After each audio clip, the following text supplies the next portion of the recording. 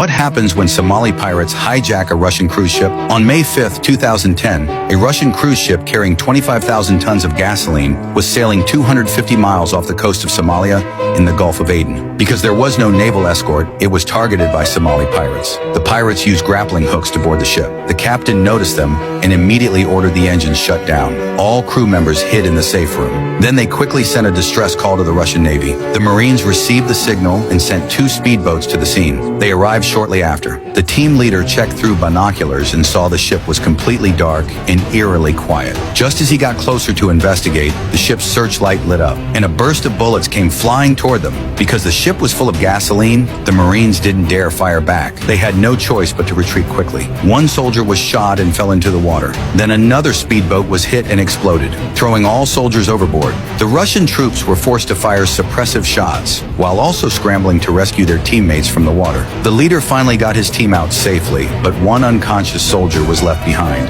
When the soldier woke up, he found himself floating alone on the sea. Luckily, he soon spotted a fishing boat. He waved and yelled desperately for help. The boat heard him, came closer, and threw down a rope to pull him up. Just when he thought he was saved, he saw the crew were pirates armed with AKs. The soldier was captured and taken back to the ship. The pirate leader warned him, "Follow orders if you want to live." He then took him to the door of the safe room and pointed a gun at his face, ordering him to shout to the captain, "Come out and surrender now." The soldier obeyed, but the captain told him to tell the pirates, "This ship holds 25,000 tons of gasoline. If you're not afraid to die, go ahead and shoot." The pirates, hearing it was all gasoline, went nuts. They used the ship's communication system to call the Russian Marines, demanding 20 million in ransom, or they'd start sending back body bags. But Russian officials stayed firm. They said, "We don't negotiate with pirates. Return the ship now or deal with the consequences." The pirates weren't intimidated at all. They even threw a body into the sea in front of the Marines, just to raise the stakes. Meanwhile, the military held another emergency meeting.